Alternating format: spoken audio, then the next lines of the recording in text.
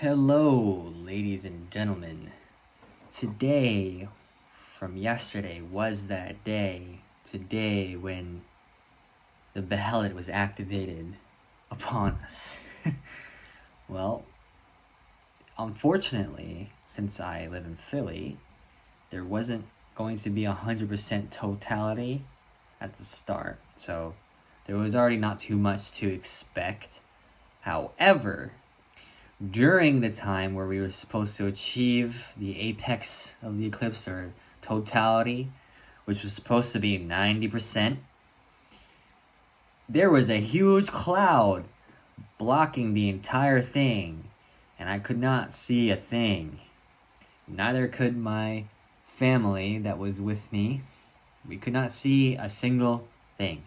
We were looking around like, where the sun at? There was nothing. Which reminds me of disappointments and how we ought to condition ourselves of disappointments.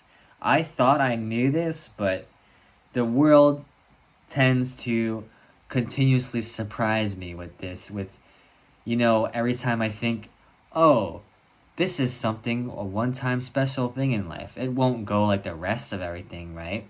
But as soon as you drop that guard, as soon as you get your expectations back up, life always seems to just contradict that. For example, oh, this girl ain't gonna leave me, right? It's different. Nope, expectations too high. Same thing with this. Oh, this is a total eclipse. It's not gonna happen for so much longer in my life, so this will be a special event to put some time across, right? Nope, you get disappointed. And I couldn't expect solar activity to disappoint me. A phenomenon of astrology that is supposed to gift us with a beautiful sight to look upon. Nope, that can disappoint you too. Now, what do I consider we should do in terms of setting expectations? You always want to set your expectations low. Keep them low. Always be prepared for the worst to happen. Like the old man Kratos would say to his son Atreus, always be prepared for the worst. Keep your expectations low. And I agree with that.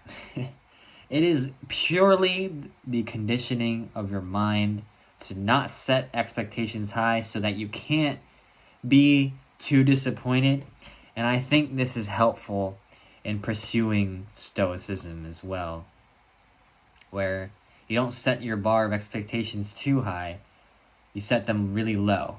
So when something that is going to happen, or you're pursuing, or maybe somebody else told you something's going to happen, if it does happen, you are more enticed and full of glee in reaction to that thing that you weren't really expecting, But, yes, you are full of glee, joy that this thing happened. However, if what you did expect, which was the lowest, does happen, you are more prepared mentally and action-wise to deal with whatever that worst that you were expecting to happen. And a disagreement that I have come across to this is you should expect the worst. You shouldn't expect like the real low, the lowest bar. Like, otherwise, why would you pursue things if you're not expecting, something great to achieve? Like, why would you pursue achieving good things if you're expecting them to go wrong? That wouldn't give you much motivation now, would it? It wouldn't want you to really push forward, because at the end of the day, oh, you're being pessimistic and nothing's going to happen. No, this is not a matter of being pessimistic where you think like, oh, it's not going to happen, so I'm not going to, do it anyway. That's different. This is different.